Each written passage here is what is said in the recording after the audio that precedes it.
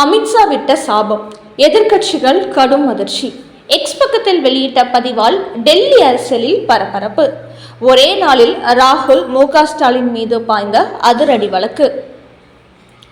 வணக்கம் நண்பர்களே. மக்களவையில் நேற்று முன்தினம் மத்திய பாஜக அரசு தொகுதி மறுசீராய்வு மசோதா, மகளிர் இடஒதுக்கீடு மசோதா, யூனியன் பிரதேச சட்ட திருத்த மசோதா உள்ளிட்ட 3 மசோதாக்களை தாக்கல் செய்தது. குறிப்பாக மகளிருக்கு 33% இடஒதுக்கீடு அளித்து 2029 மக்களவை தேர்தலின் போது 33% பெண்களை ஆட்சி அதிகாரத்திற்கு கொண்டு வர வேண்டும் என்று பிரதமர் மோடியும் அமித்ஷாவும் முடிவெடுத்தார்கள். அந்த அடிப்படையில்தான் தொகுதி மறுசீராய்வு செய்ய போவதாகவும் கூறினார்கள். காரணம், இப்போது இருக்கும் 543 எம்பிகளின் எண்ணிக்கையில் மகளிருக்கு 33% கொடுத்துவிட்டால் ஆண்களுக்கான முக்கியத்துவம் போய்விடும் என்று சில கட்சிகள் எதிர்ப்பு தெரிவித்தார்கள். அதனால்தான் தொகுதி மறுசீராய்வு செய்து மக்களவை எம்பிகளின் எண்ணிக்கையை 850ஆக உயர்த்தி மகளிருக்கு 33% இடஒதுக்கீடு கொடுக்கலாம் என்று மத்திய அரசு திட்டமிட்டது. ஆனால் இது குறித்து விவாதம் மக்களவையில் நடைபெற்ற நிலையில் நேற்று வாக்கெடுப்பு நடைபெற்றது. அந்த வாக்கெடுப்பில் இந்த மசோதாக்கள் நிறைவேற 2/3 பங்கு எம்பிகளின் ஆதரவு தேவை. லோக்சபாவில் 540 எம்பிகள் உள்ள நிலையில் அதில் 2 பங்கான 360 எம்பிகளின் ஆதரவு கண்டிப்பாக தேவைப்பட்டது. ஆனால் மத்திய அரசு தாக்கல் செய்த மசோதாக்களுக்கு ஆதரவாக 298 எம்பிகளும் அதற்கு எதிராக 230 எம்பிகளும் வாக்களித்தார்கள். இதனால் 2/3 பங்கு பெரும்பான்மை கிடைக்கவில்லை என்பதனால் இந்த மசோதாக்கள் வெற்றி பெறவில்லை. இதன் மூலம் காங்கிரஸ், திமுக உள்ளிட்ட கட்சிகள் பெண்கள் இடஒதுக்கீட்டுக்கு எதிராக உள்ளார்கள் என்பது தெரிய வந்திருக்கிறது. அதோடு இந்த மசோதா அவசரகதியில் கொண்டு வரப்பட்டது என்று எதிர்க்கட்சிகள் சொன்னாலும், மன்மோகன் சிங் ஆட்சி காலத்திலிருந்தே மகளிர் இடஒதுக்கீடு சம்பந்தப்பட்ட மசோதாக்கள் குறித்த விவாதங்கள் நடைபெற்றுதான் வருகிறது. என்றாலும் எதிர்க்கட்சிகளை பொறுத்தவரை பெண்களுக்கு கூடுதல் முக்கியத்துவம் கொடுத்தால் மக்களவையில் பெண்ணாதிக்கம் அதிகரித்துவிடும் என்பதற்காகவே ராகுல் காந்தி, மு.க. ஸ்டாலின், மம்தா பானர்ஜி, அகிலேஷ் யாதவ் உள்ளிட்ட பலரும் சேர்ந்து கொண்டு இந்த மசோதாவை தோல்வியடைய செய்துவிட்டார்கள். இதன் காரணமாக பிரதமர் மோடி கடும் கொந்தளிப்புக்கு உள்ளாகி இருக்கிறார். குறிப்பாக இந்த மகளிர் இடஒதுக்கீடு மசோதாவுக்கு கனிமொழி, பிரியங்கா காந்தி எதிராக வாதம் செய்தார்கள். அதன் காரணமாகவே அடுத்தபடியாக பாஜக எதிர்க்கட்சிகள் இருந்த மகளிர் இடஒதுக்கீடு விவகாரத்தை பெண்கள் மத்தியில் கொண்டு சேர்க்கப் போகிறார்கள். குறிப்பாக பெண்கள் அதிகாரத்துக்கு வருவதை எதிர்க்கட்சிகள் விரும்பவில்லை என்பதையே இந்த மசோதா தோல்வி உறுதிப்படுத்துகிறது. அதனால் இந்தியாவில் உள்ள பெண்கள் எதிர்க்கட்சிகளுக்கு தகுந்த பாடம் புகட்டுங்கள். இப்போது மேற்கு வங்காளம், தமிழ்நாடு போன்ற மாநிலங்களில் நடைபெறும் இந்த சட்டமன்ற தேர்தலில் உங்கள் எதிர்ப்பை பதிவு செய்து விடுங்கள். அதோடு பாஜக அரசை பொறுத்தவரை இந்த 33% மகளிர் இடஒதுக்கீடு விவகாரத்தில் பின்வாங்க மாட்டோம். எப்படியாவது இந்த மசோதாவை தாக்கல் செய்து வரப்போகிற 2029 மக்களவை தேர்தலில் 33% பெண்களை ஆட்சி அதிகாரத்திற்கு கொண்டு வருவோம் என்று பிரதமர் மோடியும் அமித்ஷாவும் சபதம் எடுத்துள்ளார். இந்நிலையில் நேற்று அமித்ஷா தனது எக்ஸ் பக்கத்தில் ஒரு பதிவு போட்டுள்ளார். அதில் திமுக, காங்கிரஸ் உள்ளிட்ட எதிர்க்கட்சிகளை கடுமையாக விமர்சித்திருக்கிறார். அவர் கூறுகையில், இன்றைய தினம் மக்களவையில் மிகவும் விசித்திரமான ஒரு காட்சி அரங்கேறியுள்ளது. மகளிர் இடஒதுக்கீடு மசோதாவை காங்கிரஸ், திமுக, திரிணாமுல் காங்கிரஸ், சமாஜ்வாதி கட்சிகள் நிறைவேற விடாமல் தடுத்துவிட்டார்கள். இப்படி பெண்களுக்கு ஆட்சி அதிகாரத்தில் 33% பிரதிநிதித்துவத்தை முடக்கிவிட்டு அந்த செயலை இவர்கள் கொண்டாடி மகிழ்கிறார்கள். இவர்களின் இந்த செயல்பாட்டை நாட்டில் உள்ள மகளிர் அத்தனை பேரும் பார்த்து கொண்டுதான் இருக்கிறார்கள். பாஜகவுக்கு எதிராக அரசியல் செய்கிறோம் என்பதின் பேரில் பெண்களுக்கான உரிமையை கொடுக்க விடாமல் தடுக்கிறார்கள். இதை இவர்கள் இப்போது மட்டுமல்ல, நீண்ட காலமாகவே செய்து வருகிறார்கள். இப்படி பெண்களுக்கு எதிராக செயல்படும் கட்சிகளை இந்திய பெண்கள் அடையாளம் கண்டு கொள்ளுங்கள். என்றாலும் பெண்களின் இடஒதுக்கீட்டுக்கு இழைக்கப்படும் இந்த அவமதிப்பு இத்தோடு முடிந்து விடாது. நாங்கள் தொடர்ந்து முயற்சி செய்து கொண்டே இருப்போம்.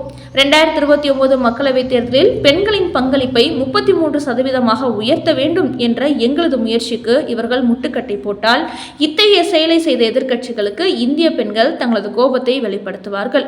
ஒரு நாளும் திமுக, காங்கிரஸ், திரிணாமுல் காங்கிரஸ், சமாஜ்வாதி போன்ற கட்சிகளை இந்திய பெண்கள் மன்னிக்கவே மாட்டார்கள். 2029 மக்களவை தேர்தலில் இதற்கெல்லாம் சேர்த்து வைத்து அவர்களுக்கு சரியான பதிலடி கொடுத்து புறக்கணிப்பார்கள். தங்களது எதிர்ப்பை பெரிய அளவில் பதிவு செய்வார்கள். இது 100% நடக்கப் போகிறது. அதன் பிறகு இந்த 4 கட்சிகளுமே அரசியலை விட்டே ஓடப் போகிறார்கள் என்று தனது கருத்தை ஆக்ரோஷமாக பதிவிட்டுள்ளார் மத்திய அமைச்சர் அமித்ஷா. இந்த நிலையில் இரட்டை குடியுரிமை பெற்றதாக கூறப்படும் ராகுல் காந்தி மீதான குற்றச்சாட்டை விசாரிக்க வேண்டும் என்று அலகாபாத் நீதிமன்றத்தில் ஒரு மனு தாக்கல் செய்யப்பட்டுள்ளது.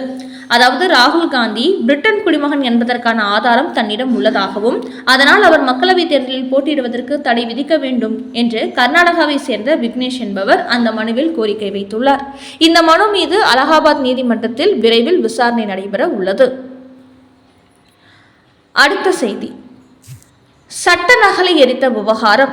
மு.க. ஸ்டாலின் மீது கிரிமினல் வழக்கு பதிவு, நடவடிக்கை எடுக்கும் அர்ச்சனா பட்நாயக். தமிழக முதலமைச்சர் மு.க. ஸ்டாலின் தனது அரசியல் ஆதாயத்திற்காக எதையும் செய்யக்கூடியவர். உச்ச நீதிமன்றம் தனக்கு ஆதரவான தீர்ப்பை சொன்னால் அவர்களை போற்றுவார்.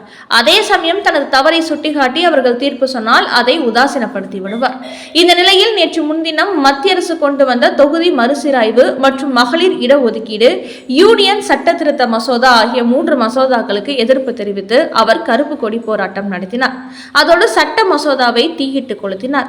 இது கடுமையான விவாதங்களை ஏற்படுத்தியது. இந்திய அரசியலமைப்பு சம்பந்தப்பட்ட அதிகாரத்தில் இருக்கக்கூடியவர்கள் சட்ட மசோதாக்களை எரிப்பது சட்ட விரோதமான செயல் என்று பலரும் கண்டித்து வருகிறார்கள். இந்த நிலையில் சென்னையை சேர்ந்த வழக்கறிஞர் சரவணன் என்பவர் அது குறித்து தமிழக தேர்தல் அதிகாரி அர்ச்சனா பட்நாயக்கிடம் ஒரு புகார் அளித்திருக்கிறார். அரசியலமைப்பு பதவியில் இருந்து கொண்டு மத்திய அரசின் தொகுதி மறுசீராய்வு சட்டம் வேண்டும் என்று பொதுவெளியில் தீயிட்டு கொளுத்துகிறார். அது ஒரு அரசு ஆவணம் என்று கூட அவர் நினைக்கவில்லை. இப்படி இந்திய அரசியலமைப்பு சட்டத்தை பின்பற்ற வேண்டிய ஒரு முதலமைச்சர் பொதுவெளியில் சட்ட மசோதாவை தீயிட்டு கொளுத்துவது என்பது இந்திய அரசியலமைப்பை அவமதிக்கும் செயலாகும். இது சட்டத்தின் வழியில் நடக்கும் ஆட்சி முறைகளை சீர்குலைப்பதற்கு சமமாகும். அதாவது இந்த செயலை பார்க்கும்போது அரசியல் சட்டத்திற்கு எதிராக அவர் செயல்படுவது போல் உள்ளது. தனது அரசியல் ஆதாயத்திற்காக அரசியலமைப்பு சட்டத்தை எந்த லெவலுக்கு சென்று உதாசீனப்படுத்துகிறார் என்பதை அவரது இந்த செயல்பாடு உறுதிப்படுத்துகிறது. இப்படி பொதுவெளியில் சட்ட மசோதாவை எரித்தது ஒரு சாதாரண இந்திய பிரஜை அல்ல, ஒரு மாநிலத்தை ஆளும் முதலமைச்சர். அதனால் மு.க. ஸ்டாலினின் இந்த குற்ற செயலை கண்டித்து அவர் மீது கிரிமினல் நடவடிக்கை எடுக்க வேண்டும் என்று அந்த மனுவில் கூறப்பட்டுள்ளது. அதோடு அரசியலமைப்பு அதிகாரத்தில் இருக்கக்கூடியவர்கள் நாட்டு மக்களுக்கு முன்னுதாரணமாக இருக்க வேண்டும். ஆனால் தங்களது சுய லாபத்துக்காக மக்களை இதுபோன்ற தவறான பாதைகளில் திருப்பிவிடும் வேலைகளில் ஈடுபடக்கூடாது. இது அவர்களது பொறுப்பற்ற செயலியை வெளிப்படுத்துகிறது. அதனால் இது குறித்து இந்திய தேர்தல் ஆணையம் மு.க. ஸ்டாலின் மீது உரிய நடவடிக்கை எடுத்து சட்டப்படி அவரை தண்டிக்க வேண்டும் என்று அந்த மனுவில் கோரிக்கை வைக்கப்பட்டுள்ளது. மு.க. ஸ்டாலினுடன் ஒரே மேடையில் பிரச்சாரம் செய்ய மாட்டேன். ராகுல் காந்தி கொடுத்த அதிர்ச்சி. கடந்த 2024ஆம் ஆண்டு மக்களவைத் தேர்தலின் போது மு.க. ஸ்டாலினும் ராகுல் காந்தியும் தமிழ்நாட்டில் சில தொகுதிகளில் ஒன்றாகவே பிரச்சாரம் செய்தார்கள். ஆனால் இந்த முறை ஆட்சி அதிகாரத்தில் ராகுல் காந்தி பங்கு கேட்ட நிலையில் அதற்கு மு.க. ஸ்டாலின் திட்டவட்டமாக மறுத்துவிட்டார். அதனால் அவர்களுக்கிடையே தற்போது விரிசல் விழுந்திருக்கிறது. என்றாலும் அதை மாற்ற வேண்டும் என்பதற்காக சில தொகுதிகளில் மு.க. ஸ்டாலினையும் ராகுல் காந்தியும் மீண்டும் ஒரே மேடையில் ஏற்றிவிட வேண்டும் என்று திமுகவினர் தீவிரம் காட்டினார்கள்.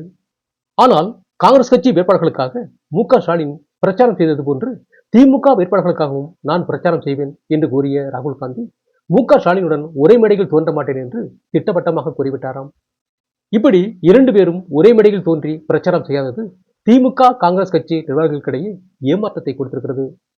குறிப்பாக திமுகவிடம் மட்டுமின்றி காங்கிரஸ் கட்சி சார்பில் போட்டியிடும் வேட்பாளர்களிடத்திலும் காங்கிரஸ் மாநில தலைவர் செல்வ பெருந்தகை பணம் வாங்கிவிட்டதாக வெளியான செய்தியும் ராகுல் காந்தியை பெரிய அளவில் டென்ஷன் ஆக்கியிருப்பதாக கூறப்படுகிறது. அதனால் இந்த சட்டமன்ற தேர்தலுக்கு பிறகு தமிழக காங்கிரசின் மாநில தலைவர் உடனடியாக மாற்றப்படுவார் என்கிற தகவல்களும் அக்கட்சி வட்டாரங்களில் வெளியாகியுள்ளன.